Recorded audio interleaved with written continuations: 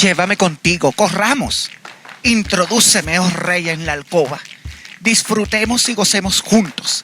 Saboreemos tus amores embriagadores. Con razón de ti se enamoran. Culturizando presenta Pónganse a leer con Pedro Julio. Hola gente, esto es Pónganse a leer con Pedro Julio, un espacio de divulgación de la lectura en el que nos encontramos para hacer apología de ese vicio maravilloso que nos une y nos consume a todos los que andamos por aquí, la lectura. Y lo que les acabo de leer es el versículo 4 del capítulo 1 de uno de mis libros bíblicos favoritos de todos los tiempos, El Cantar de los Cantares. Ese mismo que se le atribuye al rey Salomón y en el que no se menciona tácitamente a Dios, pero que uno sabe que Dios está en cada versículo porque Dios es amor. No lo digo yo, lo dice Juan en su primera carta y luego lo dice una canción muy linda que uno cantaba en el catecismo, que bueno, no la voy a cantar yo aquí porque no me voy a empezar a humillar desde temprano. La cuestión es que aquí seguimos eróticos y erotizantes, aquí seguimos candentes y tenemos un asunto pendiente porque en el episodio anterior quedamos a medias con una lista de 7 libros eróticos que para mí hay que leer.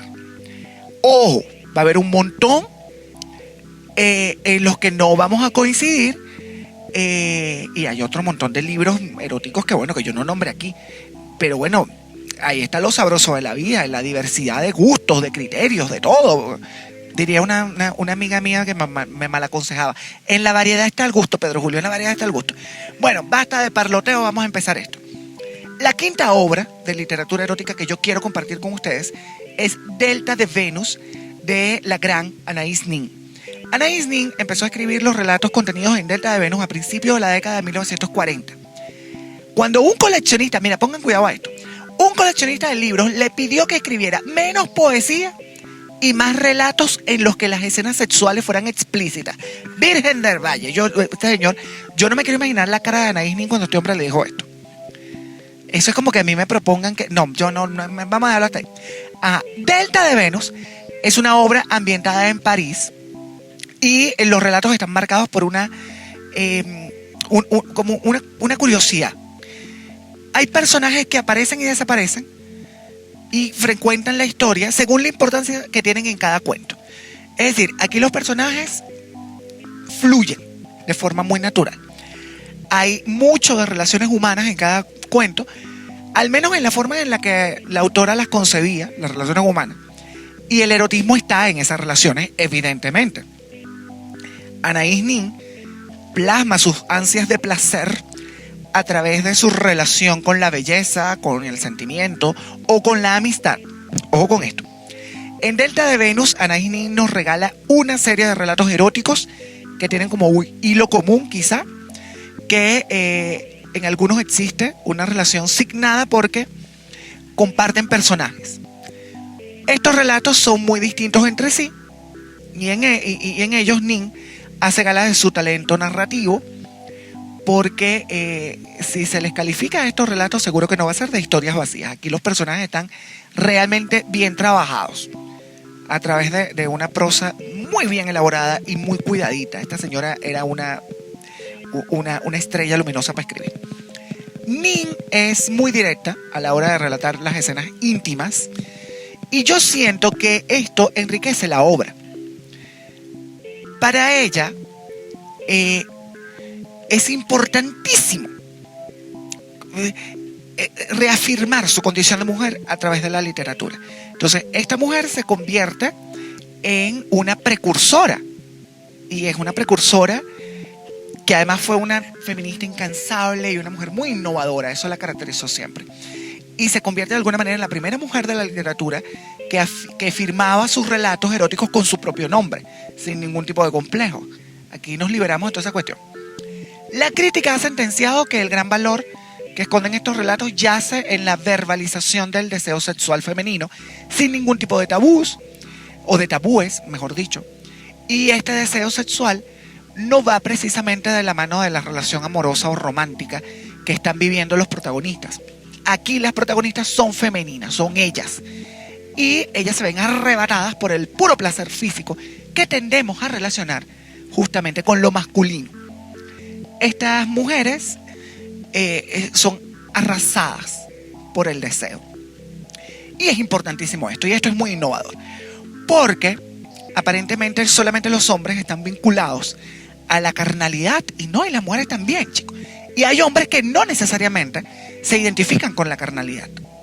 Así que en este sentido yo siento que esta obra de Anais Nin ayuda como a derribar prejuicios y a entenderse uno también. Es una lectura necesaria. Vamos a seguir. La próxima es una joya que para mí tiene un valor incalculable. Desde el momento que la leí, o en el momento que la leí, porque es muy determinante para mí, y luego cuando yo vi la adaptación cinematográfica y con quien vi la adaptación cinematográfica de esta obra. Pero después de picar la curiosidad con esta frase, les presento a El amante de Marguerite Duras, otra obra máxima del género erótico. Nuestra autora, la señora Marguerite Duras, nació en Saigón, que ahora se llama Ho Chi Minh, en Vietnam, el 4 de abril de 1914.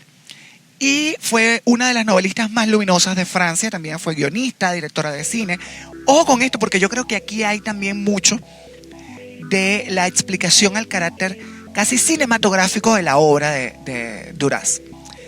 Porque es que uno, cuando está leyendo El amante, uno se va imaginando la película en la mente. Y eso va pasando con cada página. O sea, cada cosa que uno va leyendo, uno va proyectando. La mente es un proyector. Y es fantástico, porque entonces esto es una característica de la literatura erótica. La mente del lector se activa y se generan un montón de sensaciones que se disparan a raíz de lo que se está leyendo. A Marguerite le pasó de todo en la vida, esta es de las mías. Y ella aprovechó esas experiencias como inspiración para su obra. Incluyó esas experiencias eróticas y sensuales y hasta sexuales en El amante, en donde vamos a encontrar amor y desamor. Por ejemplo, el desamor en la figura de la madre, que es como un desamor maternal que marcó toda su vida y determinó la forma en la que ella se relacionaba con los demás. De hecho, la convirtió como en una mujer muy impetuosa y a veces era como muy obstinada. El amante es una narración autobiográfica en la que la autora expresa con muchísima intensidad el deseo a través de una historia de amor entre una adolescente de 15 años y un rico comerciante chino de 26. Pero El amante va de más de eso. O en El amante hay mucho más que eso. Pero ¿de qué va esta obra? Dirán ustedes, ¿y por qué está en esta selección de obras eróticas que, según mi inexperto ojo criticón, ustedes deberían leer? Bueno, resulta que aquí una jovencita hermosa y peripuesta de 15 años, que quedó huérfana de niña de papá, conoce a un millonario chino y que es nada más y nada menos 11 años mayor que ella. Y esta pana está en el mismo club en el que somos socios Becky G y yo. Nos gustan mayores, de esos que llaman señores. Bueno, ella, ni corta ni perezosa, para no perder el tiempo, se hace amante de este caballero. Inician una relación. Y la protagonista deja a todas luces, Marguerite Duras, evidentemente. Ella decide enfrascarse en esa relación amorosa desigual con este hombre, contradiciendo todas las enseñanzas de su madre y contradiciendo también todas las normas sociales de la época, que siempre son muy aburridas y que siempre buscan como perpetuar las desigualdades sociales y de género. En este bochinche se dejan llevar también por la curiosidad, ambos, ella y él. Sobre todo ella, porque ella inicia como un despertar sexual no tardío como el mío, pero en ese despertar sexual ella transgrede lo prohibido y vive su romance con toda la pasión que hay dentro de un adolescente. Pero como todo no es color de rosa, le toca enfrentarse también al rechazo de su entorno, que no tolera ese comportamiento liberal, porque a pesar de que pareciera que socialmente los seres humanos hemos evolucionado, seguimos privilegiando en las sociedades los comportamientos tradicionales, machistas, clasistas, racistas y yara yara. Entonces, Marguerite es una tipa como muy contestataria, y yo siento que nos parecemos mucho por ahí. Podríamos decir entonces que El amante es una novela de corte autobiográfico ambientada en Indochina, en la Indochina colonial, en la que la autora narra su vida familiar, poco afectuosa, con poca o nula comunicación casi. Y también la mala relación que tenía con su hermano mayor, que es un muermo. El hermano mayor es desagradable, pero a todo lo que da. Y que aparte es muy agresivo, es muy malasangroso y aparte es muy No lo voy a decir porque es una vulgaridad. Una vulgaridad y yo todavía... O sea, yo conservo algo de decencia. Aunque no lo parezca. Yo conservo algo de decencia. Y también aquí hay, como ya les comentaba, la ambigüedad de la relación con la mamá. Que es como un tira y encoge que es agotador. De verdad que la señora también es así como que... Todo esto sucede mientras la protagonista y la familia intentan no morirse de hambre porque la situación económica familiar era lamentable y tristísima. Y ahora, como yo les mencioné al inicio,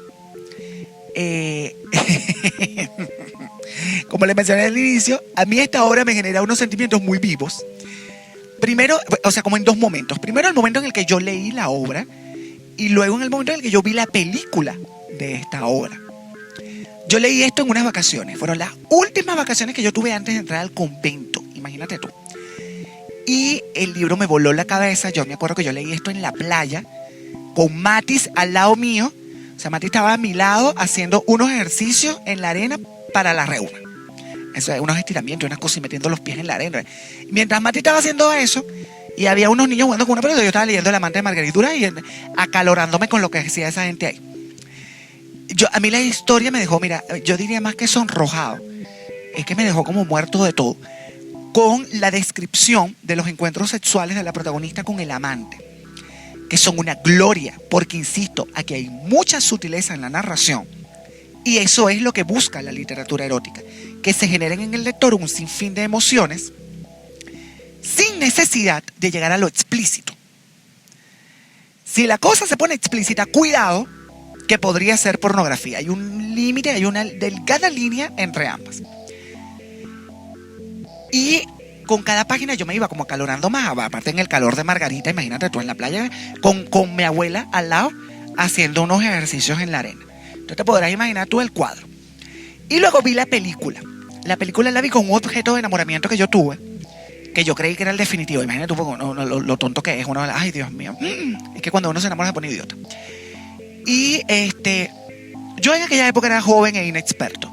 No sabía nada de la vida. Y me invitaron a ver una película. Y yo pensé que bueno, si me invitan a ver una película es que vamos a ver una película. Yo no sabía que eso tiene otra connotación, que eso significa una cosa distinta, que si te invitan a ver una película no van a ver ninguna película. Bueno, yo llegué ahí, me compré unas chucherías para comer mientras veíamos la película. La película la vimos en la habitación. Yo llevé una silla a esa habitación porque no me iba a sentar en esa cama porque yo venía de la calle y no iba a ensuciar la cama. Fíjate tú qué consideración. Y me senté en mi silla y me vi toda la película. Cuando llegué a la casa de María Alejandra, que era con quien yo vivía en Caracas, llego a contarle a María Alejandra: ay, Mari, vi esta película basada en El amante de Margarita Duras. La dirige un tal Jean-Jacques Annaud. La película es de principios de los 90, que sale Jane Marsh como la protagonista y Tony Leung como el amante chino. Y María Alejandra me estaba arrugando la cara. Al rato, después que yo le conté lo bonita de la película y toda la maravilla de la película y lo bien adaptada que está, María Alejandra me dijo: no te va a llamar más. No te va a llamar más porque, fíjate tú, un detalle importante. Este objeto de enamoramiento era 11 años mayor que yo, igual que el amante de la del libro.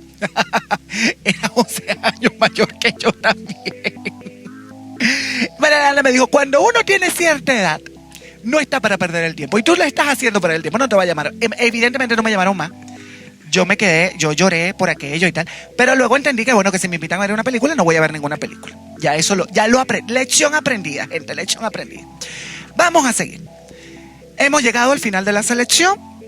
Y hemos llegado con un cómic. Un cómic que es un género que últimamente a mí me está como interesando bastante. Aquí nos vamos a poner eróticos historiadores festivos. Es como un compendio.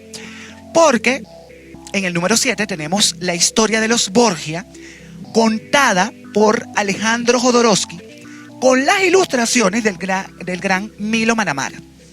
La cuestión es que yo leí hace unos meses Los Borgia de Mario Puzo, que es el autor del Padrino. Esto es una maravilla de texto que traslada al lector al seno de la familia, que digamos es muy controvertida. Y uno se siente, cuando está leyendo el libro de Puzo, es como que está uno en el programa del show de Cristina, que era el talk show de la época mía, de los 90. En la época de ustedes dirán cuál es el de su época. Geraldo, no sé, las otras gente. La mía era Cristina, bye bye. Y bueno, después que yo leí aquello me quedé muy picado con esto y me puse a buscar más información. Y llegué a los 4 tomos de los Borgia de Jodorowsky y Manamara. Esta es una obra que yo creo que está en la frontera entre el erotismo y la pornografía. Porque hay unas ilustraciones que son de lo más explícitas y no dejan nada a la imaginación. Aquí no hay sutileza. Y dirán ustedes, ajá, pero si no es sutil, no es erótico. Te estás contradiciendo, Pedro Julio Cedeño Aristimuño. Hija, quizá me esté contradiciendo. Pero es que aquí la poca sutileza que hay es muy elegante. Y sirve siempre para presentar la historia de una forma muy sensual. ¿Qué pasa aquí? ¿Qué pasa en el texto de Jodorowsky y Manamara? No en la historia real. Atención con esto. La historia de la familia Borgia, que se hizo con el papado en 1492, ¿qué año ese? 1492. Busquen lo que pasó ese año. Es que ese yo creo que es uno de mis años en la historia favoritos. 1492. Esa historia es archiconocida. A veces para mal, porque bueno, la gente que cree saber de esto realmente se quedan con el cuento rocambolesco y medio amarillista que difundieron los enemigos de la familia, que esta gente era muy pérfida, que eran todos unos ambiciosos, que seguro que sí, que se acostaban entre ellos y bueno, que hacían unas tropelías horrorosas. Pero aquí la pluma del chileno Alejandro Jodorowsky, que por cierto es un tipo genial, porque no solo es dibujante y creador de cómics, este hombre también es dramaturgo, es guionista, es director de cine, es mimo, es psicomago, o sea, este hombre lo es todo, es un hombre del Renacimiento. Y este caballero, Milo Manamara, que ilustra perfectamente el texto, se mezcla y produce un cuento que tiene elementos de la realidad, pero tiene mucho del amarillismo del que estamos comentando. Entonces, esto hay que leerlo sabiendo que es ficción. Mosca con esto. Como ya les comentaba, la historia de la familia Borgia constituye una como de las más fascinantes de la humanidad. Es una saga familiar fascinante, porque esta gente era como una familia mafiosa. Quizás yo creo que era la primera familia mafiosa de la historia. Si hay una anterior a esta, por favor, comuníquenmelo, cuéntenmelo. En la obra nos cuentan cómo esta gente, que tiene origen español, llega a dominar buena parte de Italia desde el papado, desde el poder que le daba la iglesia, y cómo usaron el papado también para su propio beneficio, enriqueciéndose, acumulando un gran poderío político y social, influyendo y tal. Pero aquí hay un interés especial en la vida erótica de esta gente, que se narra a través de los detalles más íntimos, yo diría que hasta morbosos. A lo largo de las páginas asistimos a los encuentros apasionados, a los engaños, al incesto y demás perlas que se le adjudican a esta pobre gente. Todo esto aderezado con mucha violencia y con mucha sangre de por medio, imagínate tú. Manamara es un maestro del arte erótico, de manera que utiliza toda esa maestría para plasmar las escenas en donde el sexo es un protagonista más. Para los autores de esta obra, el sexo y el placer físico se entiende como algo muy especial, que llena la belleza humana y que forma parte de las artes, con manifestaciones que llegan a ser sobrenaturales. Todo es así, tú sabes, un poco, hay una cosa un poco mística en todo este cuento. Porque aquí, en estos 4 tomos, nos vamos a sentir con mucha fuerza, con la mente como muy despierta. Son esos maravillas, esos portentos que provoca la lectura en la mente del lector. Nos vamos moviendo como en una cinta cinematográfica también, y en cada página se traspasa la realidad y hay como una explosión muy poderosa en nuestra mente que nos pone a pensar en un montón de cosas, incluyendo que uno se imagina que está metido ahí con esa gente en aquel bochinche. La imagen del siglo XV, que es la época en la que transcurre el cuento, va de la mano de una paleta de colores muy variada y muy eficaz, y con una recreación preciosa de los escenarios y del vestuario, que resulta una maravilla para los ojos del lector. Es oro molido para acercarse a esta familia. Ojo, insisto, no tiene mucho rigor histórico. Si usted quiere conocer de forma más seria las peripecias y tropelías de los Borgia, yo les recomiendo otro tipo de textos, pero este está bueno. Este está bueno y es súper erótico. Bueno, gente, ya hemos llegado al final. Hemos cumplido con lo prometido. 7 obras literarias en las que el erotismo es el género central o el principal protagonista, y que después de haberlas leído, a mí me parece que ustedes también podrían dejarse llevar por la cadencia de cada letra y la sensualidad de estas páginas. Yo creo que leer es un acto de erotismo profundo, de mucha intimidad y de conexión.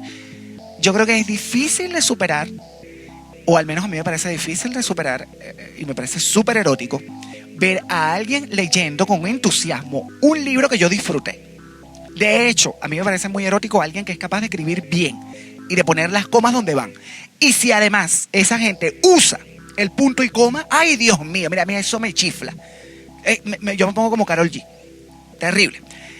Pero bueno, estaremos de acuerdo todos en que yo soy una rara avis y bueno, en esa rareza radica mi encanto. Vamos a dejar esto hasta aquí antes de que nos descuidemos y entonces el sereno nos agarre. Porque fíjate tú, a mí el sereno no me parece erótico en absoluto. Yo espero haberles picado la curiosidad con esta serie de episodios dedicados al género de la literatura erótica. Ya sé que les gusta y voy a preparar más cosas de esto para ustedes en la próxima temporada, seguro que sí. Y espero también que ustedes se vayan a buscar estas obras y vayan a buscar otras también que yo no mencioné aquí. Y que luego por favor me comenten y me echen el cuento de cómo les fue leyendo esto. O leyendo lo que ustedes van a leer o lo que han leído. Lo hacen por favor a través de mis redes sociales, @PedroCedeno_A en Instagram y en Twitter. Escríbanme, por ahí me dan su opinión de este y de otros temas. Ojo que yo me doy mi tiempo para responder, porque tú sabes que yo tengo una fama que cuidar, la fama del rey de las conversaciones en diferido, pero yo siempre respondo. Por cierto, voy a mandarle saludos a Gina. Gina, mi amiga colombiana, que es una oyente fiel de Pónganse a Leer con Pedro Julio, que siempre me escribe que tenemos conversaciones en diferido. Gina, por cierto, tengo que responderte los últimos mensajes que me mandaste, que me generaron mucha risa, porque Gina se queja de que yo le dejo siempre picada con los libros de los que hablo, porque nunca cuento el final. Y ella queda como en ansiedad y no le da chance de leer todas estas cosas. Entonces, fíjate tú, Gina, te voy a dar un dato. De todos estos que hablamos, te recomiendo Patriotismo, que es un cuento cortito de Yukio Mishima. El amante de Marguerite Duras es cortito también. Puedes leerlo en un Plis Plus. Eso lo lee uno en un fin de semana. Y los Borgia de Manamara, de Jodorowsky y Manamara también los puedes leer rapidito, Gina. Entonces, esta es recomendación para Gina y para todos los que nos oyen. Saludos, Gina, te quiero. Y te voy a responder pronto, lo prometo. Bueno, tesoros míos, hemos llegado al final. Agradecemos a Culturizando, evidentemente, que hace posible que este podcast llegue a ustedes a través de Daniela y Federico, de cosas muy importantes que producen esto, le quitan las imperfecciones y hacen que esta cosa suene bonita. Yo me despido, pero antes les recuerdo la consigna. Antes de recordar la consigna, este es el penúltimo episodio de esta temporada, falta uno con el que vamos a cerrar. Nos vamos a dar un descanso, ustedes y yo. Ustedes van a descansar de esta voz chillona y yo voy a descansar yo no voy a descansar de ustedes, yo espero no descansar de ustedes, escríbanme siempre. Yo estaré pendiente de ustedes por ahí. Bueno, ahora sí, les recuerdo la consigna antes de irnos. Ya la saben ustedes, pónganse a leer. Culturizando presentó Pónganse a Leer con Pedro Julio.